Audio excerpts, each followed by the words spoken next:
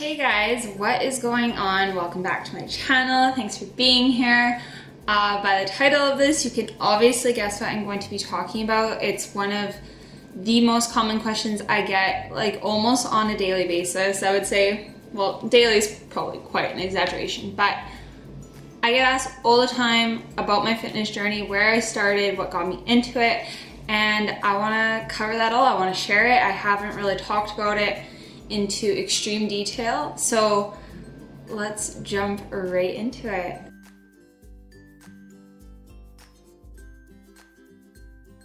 Be sure to give the video a thumbs up sometime throughout this if you're enjoying it, and be sure to subscribe. It really helps support the channel, helps it grow, and I want to help and inspire and engage with as many people as I can. So your support is always appreciated. Thank you so much.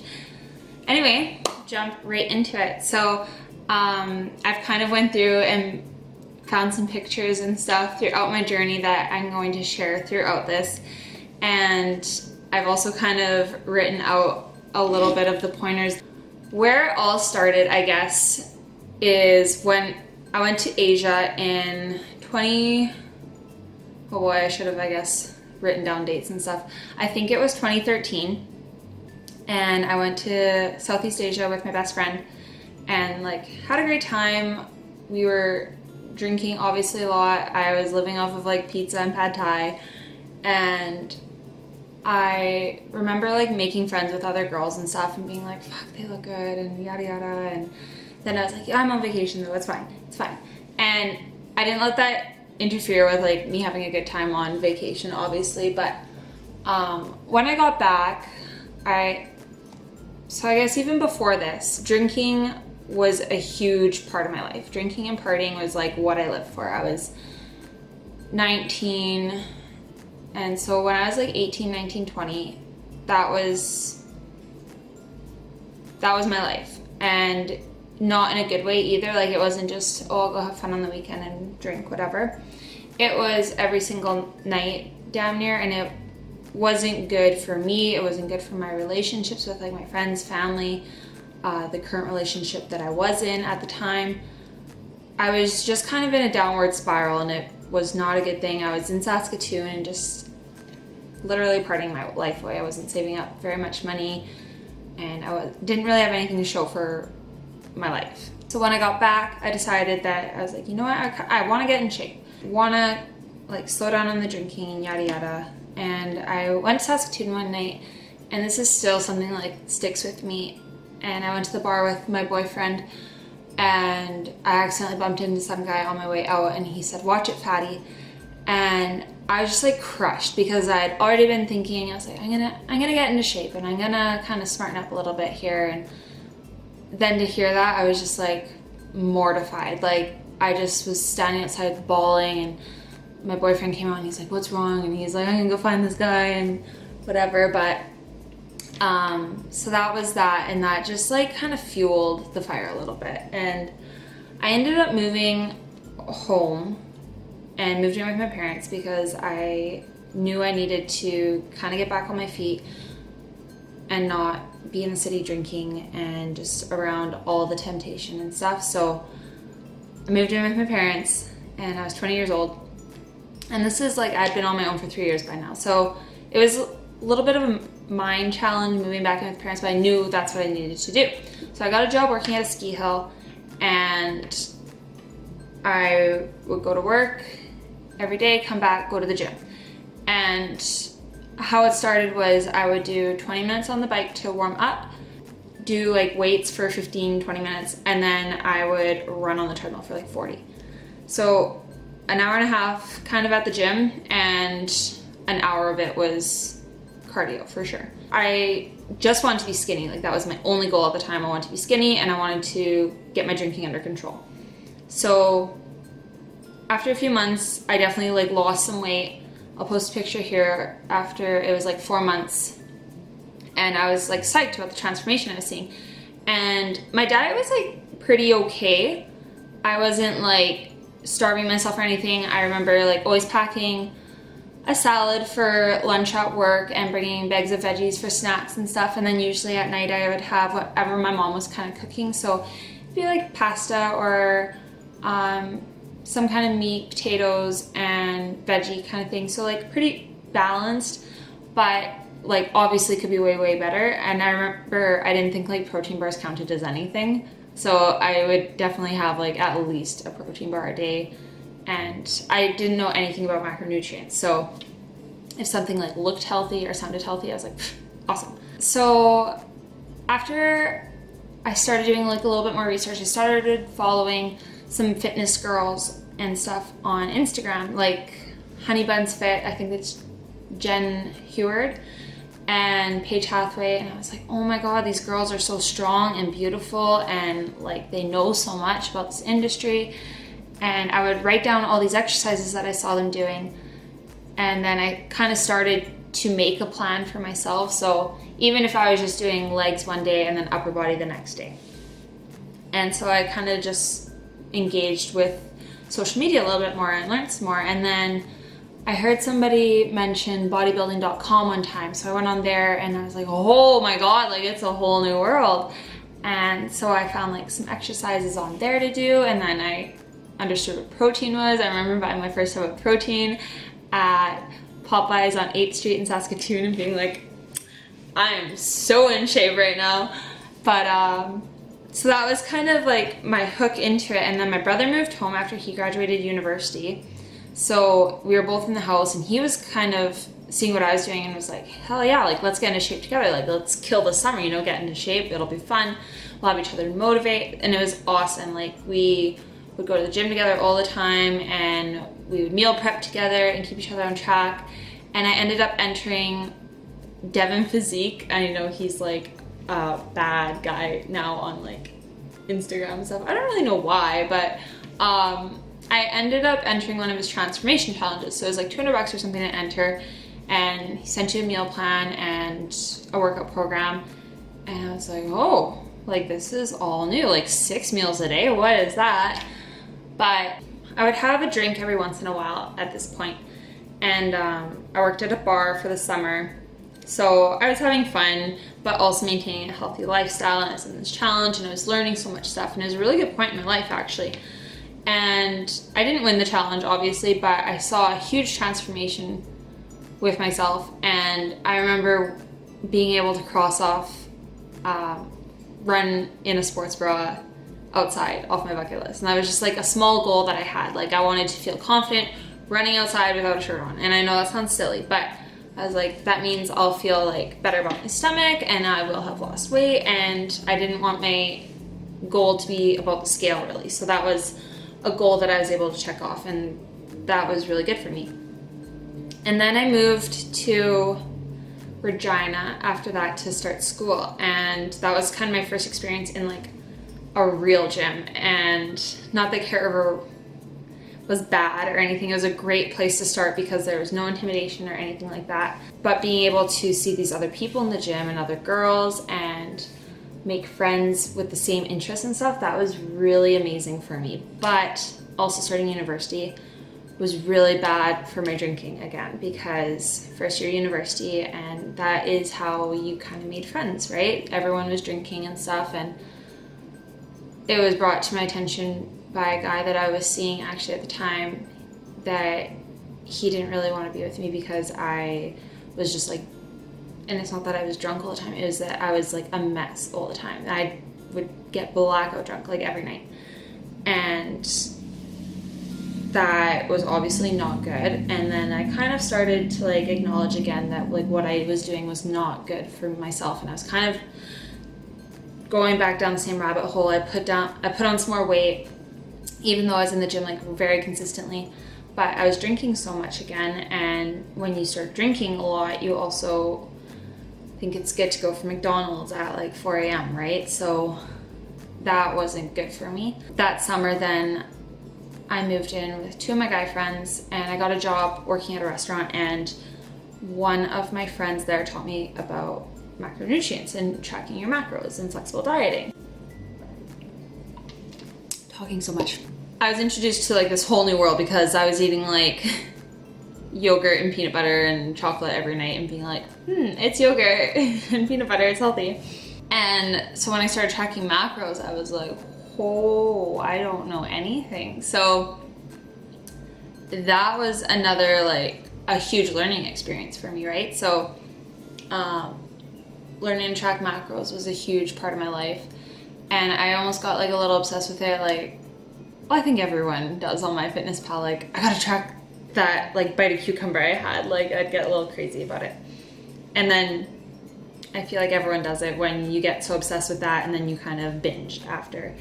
So I would go for like huge things of Menchie's and stuff on the weekends or whatever. But it was kind of good because I was giving myself that refeed, but I didn't know to call it a refeed. I would like wake up and feel so guilty the next day, and it wasn't just because I had Menchie's, I would eat other shit too, right? But I was still keeping like my drinking under control and doing really well that way. And then the next school year started up, I was in a much better place, like with my drinking and macros, and I was really living like a healthy, balanced lifestyle with still seeing my friends and eating relatively well, and my drinking was like just very casual.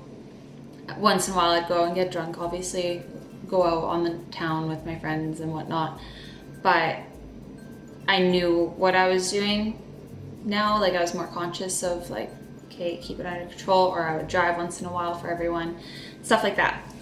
So then another shifting point was when I got let go from a job for not really like fitting in, and it was because I wasn't staying and getting drunk after work and stuff like that anymore. And it really kind of messed with me a little bit because I'd never been let go from a job before. So I was just like, wow, like I really understood the contrast in between having like a fitness lifestyle and a regular lifestyle.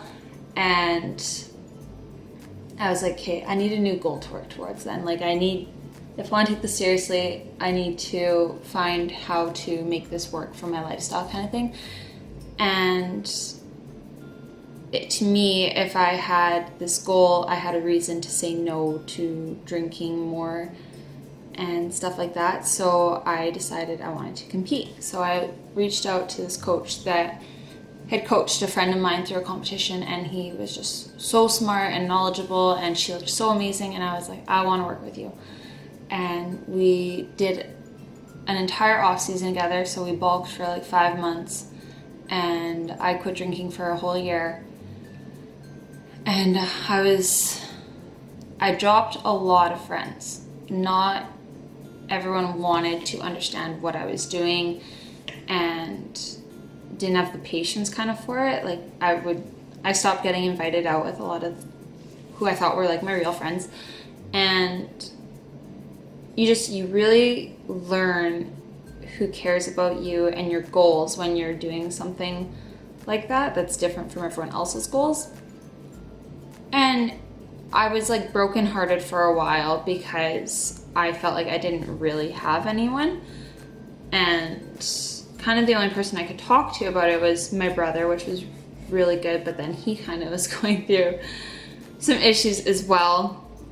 But yeah, I didn't really have any friends that, well, so I should say I didn't really have any girlfriends that understood what I was doing, because they just wanted to like go out and eat and drink and party and keep living their lifestyle. And that's totally fine, because that was how I became friends with them. So I understood, but I just thought that I would still like get invited out even if I were to drive them and stuff. And I would go out with my friends still and just drive and drink water or have a burger while they're drinking. It was just, I couldn't drink. And I think I didn't make it really obvious that it was also because drinking was an issue for me, and finding a balance with it was really, really hard. So I needed to cut it out completely. So I did. But yeah, I did my first show in October, and I placed 4th, which qualified me to go to provincials. And so after that, I did drink a little bit because I'd quit for a year and I felt like I was in a good place.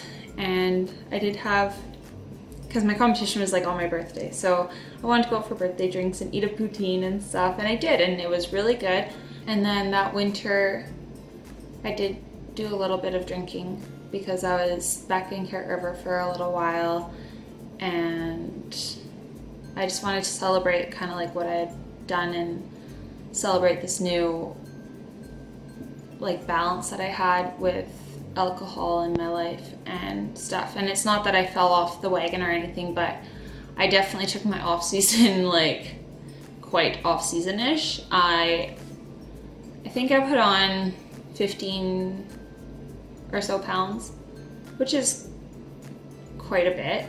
But for your first show, I felt like I still did okay. Me and my coach figured out it ended up being like 5 pounds of muscle, which was insane. As much fun as I was having, like kind of binging a little bit, I also was still like in the gym working really hard. It was like 2 months of like kind of letting go and having fun. And then in January, I had one last hurrah kind of with Ukrainian New Year's, and I remember waking up the next morning and being like, I'm ruining my hard work, because I had gotten really messed up that night, and like to the point where I didn't recall a thing, and I was just so disappointed with myself. And I never really voiced that out loud yet. I just kind of treated it as a joke, so I'm sorry about this, but I had worked so hard at creating this balance for myself, and I kind of let myself down there. But it was a good wake-up call, because I remember getting back to Regina and writing out, being like, that was not okay what I did. And I got back on track, and I took my prep really seriously. So that is kind of my fitness journey. I went from this like crazy party girl that never thought she would step foot in gym or weight room to a bikini competitor. And before I even went to Thailand, like I was a huge athlete in high school, but I just kind of like lost my way a little bit when I graduated and moved to the city. I just didn't know what I had to work towards, because I just was working as a waitress and didn't really know where my life was going, because I wasn't going to school and I was with this boy that wasn't good for me. We had like the most toxic relationship, and I just kind of lost myself with liquor a little bit. And it's too bad, but it did take like 3 years to acknowledge that and seeking out some help for it. And I'm kind of glad it all happened, because it does make me appreciate like where I am in my life and what I've given up and how far I've come, because it is crazy. But I wish I would have been listening to the people that were trying to reach out to me as well, because I remember just like fluffing off a whole lot of stuff and kind of living in the dark and not acknowledging things that I had done. It's kind of crazy how far you've come when you start talking about it.